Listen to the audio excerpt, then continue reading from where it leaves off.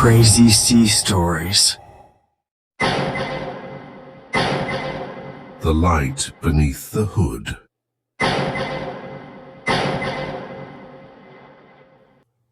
The lantern's flame was nearly gone when Daniel stumbled upon the ruins.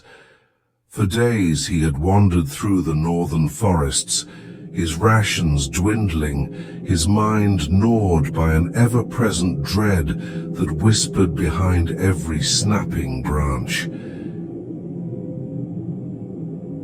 He should have turned back long ago, but the map, the cursed map, had promised answers.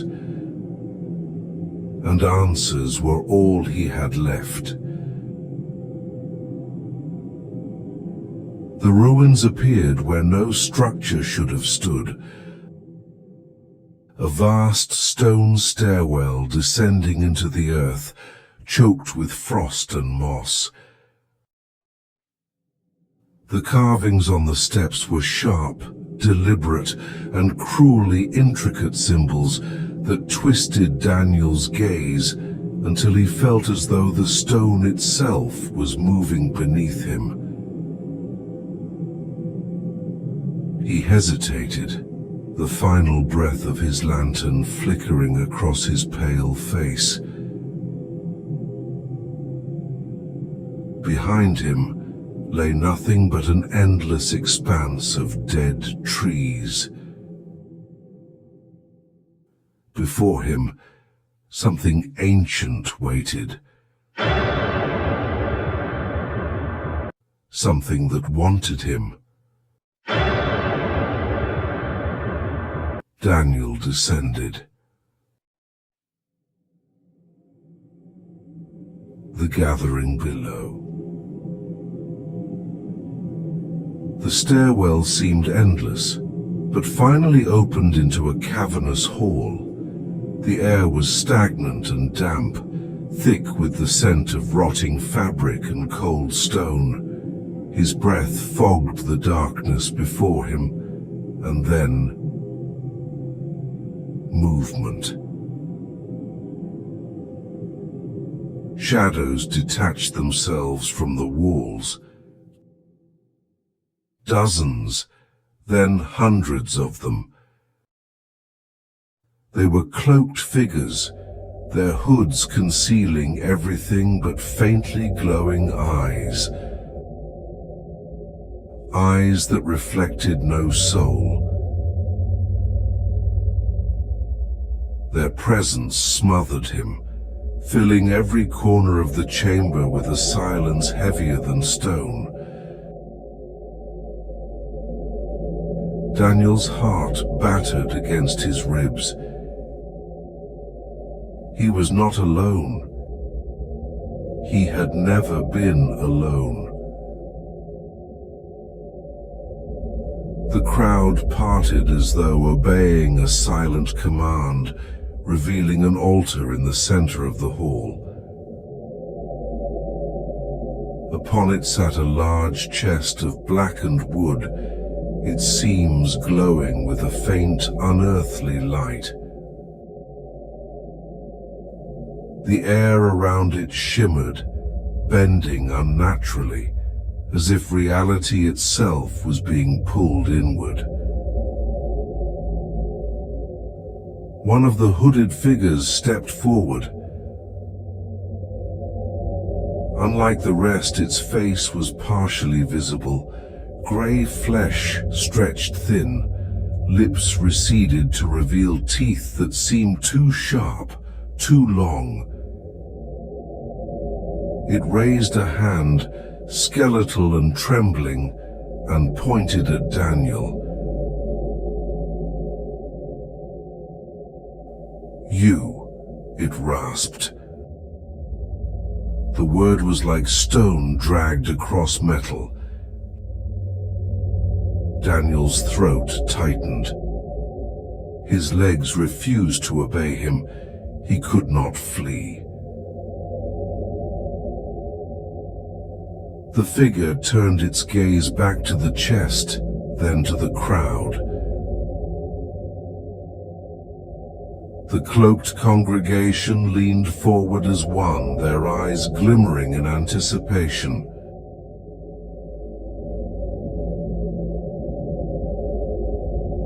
The chest. The lead figure placed its hands upon the chest. Immediately the glow intensified, painting their withered fingers in sickly green light. "The offering comes," the figure whispered, its voice echoing through the cavern, though it barely spoke above a breath. The lid creaked open, slow and agonizing, and inside was light. Not ordinary light, but a searing, liquid radiance that seemed alive. It pulsed and writhed as though it had a heartbeat. Daniel staggered back, shielding his eyes, yet he could not look away. Within the glow he thought he saw shapes, human forms writhing, faces pressed against the inner. Daniel staggered back, shielding his eyes, yet he could not look away. Within the glow he thought he saw shapes, human forms writhing, faces pressed against the inner walls of the light, mouths open in eternal screams. He realized then that the chest was not a container at all. It was a prison. The figure reached into the glow, its flesh smoking and crackling, yet it did not cry out. Slowly, reverently, it drew forth something small, an object no larger than a fist. At first Daniel thought it was a jewel, crystalline and sharp-edged. But then it twitched. It was an eye. The figure held it high, and the crowd let out a soundless exhale, as though every breath in the room was drawn into that one object. The eye blinked, its iris a shifting spiral of colors that seemed to bore into Daniel's skull. And in that moment, he understood. The cult had been waiting for him.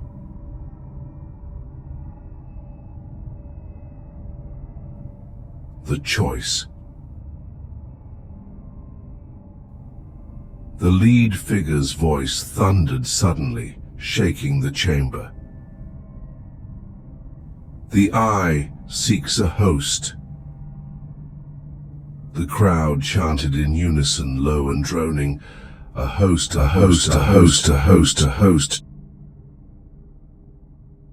Daniel shook his head violently. "No. I don't want this. I don't even know what this is." His voice cracked, pathetic against the overwhelming hum of the congregation. The figure lowered its arm, pointing the eye toward Daniel. The glow swelled, spilling across the chamber like a tide of fire. Daniel's vision blurred. He dropped to his knees, clutching his skull as screams that were not his own tore through his mind. He saw flashes, worlds burning, oceans boiling, cities crumbling into ash. He saw endless rows of the hooded figures, not just in this cavern, but in places beneath every nation, waiting in silence for this moment. The eye burned brighter.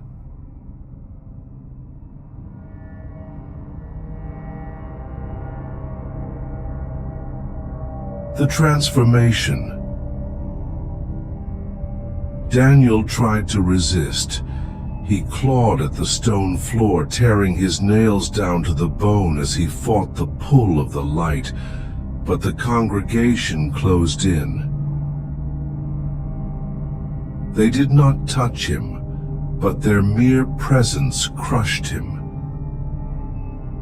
He could feel them pressing into his thoughts, guiding him toward the inevitable. The figure placed the eye upon his chest.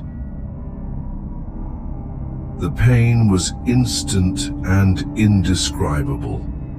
His ribs cracked outward as though invisible claws were prying him open. He screamed, but his voice was swallowed by the chanting. The eye sank into him, embedding itself in his flesh, fusing with his heart. The glow erupted, consuming him, burning away his humanity. He could feel his memories unraveling, his name dissolving into nothing. He tried to cling to a single thought, a single shred of who he was, but even that was stolen. The last thing Daniel saw before the darkness claimed him was the countless eyes of the congregation staring back, filled not with pity, but with triumph, the new host. The light dimmed, the chest closed. The lead figure stepped back. Lowering its hood, its withered face now bore a smile, hideous and wide. The crowd parted once more. And Daniel knew. The thing that had once been Daniel rose to its feet. Its eyes burned with the same sickly glow as the eye. Its mouth stretched open, releasing a sound that was not human, not even earthly. A shriek that made the cavern tremble. The congregation fell to their knees, bowing in reverence. The figure spoke again. The host is chosen. The cycle begins anew. And deep beneath the earth, in a chamber that should never have been found, Daniel was gone forever. His body nothing more than a vessel, his soul imprisoned within the endless light of the chest, screaming silently with the others who had come before. The cult had its prize, and the world above would never know what was coming.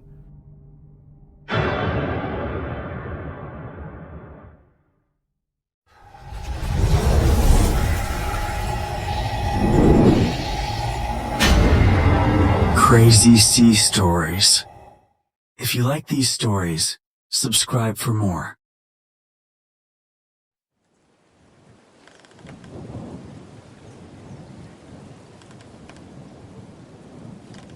I never believed in ghosts. Not really. Until that night.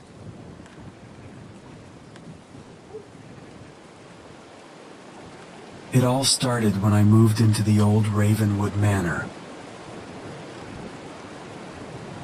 Its creaking floors and flickering lights were unsettling, but I was eager to start fresh. The house had been empty for years, its reputation cloaked in whispers of tragedy and strange disappearances. Still, I dismissed it as local superstition. One stormy evening, as rain hurled against the windows, I settled into my chair with a book. That's when I first heard it. Faint whispers, like someone breathing close by. Yet when I looked around, no one was there. I told myself it was the wind, but a cold chill ran down my spine. That night, strange noises persisted. Footsteps echoed in the hallways when no one was there, and shadows danced just beyond the edge of my vision. I tried to ignore them, convincing myself my mind was playing tricks. But as hours passed, the whispers grew clearer, almost intelligible.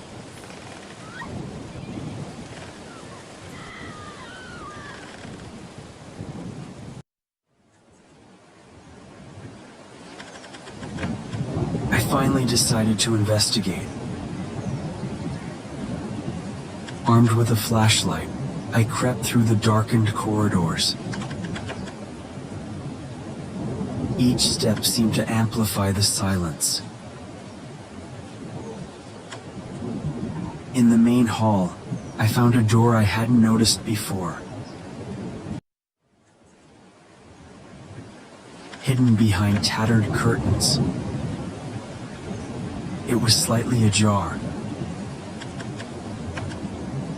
Pushing it open, I entered a small, dusty room filled with old photographs and faded letters. One photo caught my eye. A young girl standing beside a woman, both smiling. But her eyes seemed empty, cold. Suddenly I heard a giggle, distant yet near. I froze. My breath caught as shadows began to swirl in the corners of the room, coalescing into a figure, a girl, translucent and glowing with an eerie light. "Help me," she whispered, voice trembling. "They're coming." I wanted to run, but my feet felt rooted to the floor. The shadows crept closer, and I could see figures lurking behind them. Dark humanoid shapes with glowing eyes.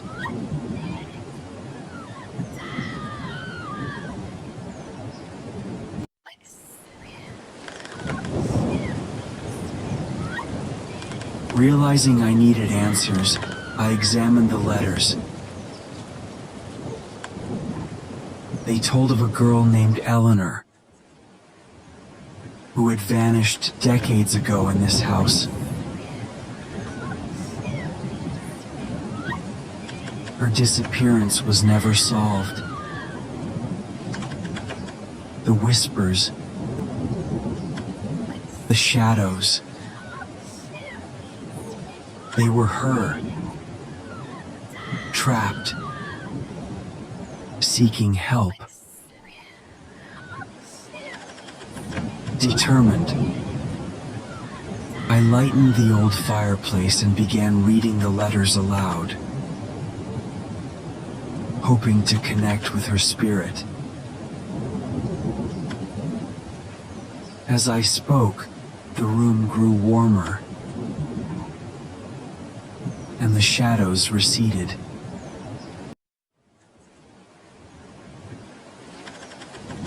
Eleanor's apparition appeared one last time. Her smile tinged with relief. "Thank you," she whispered, fading into the light. The oppressive atmosphere lifted, leaving behind an uncanny calm. As dawn broke, I knew I had uncovered a fragment of Ravenwood's dark past and perhaps helped the girl find peace at last. But sometimes, late at night, I still hear whispers. Just faint enough to remind me that some shadows never truly leave.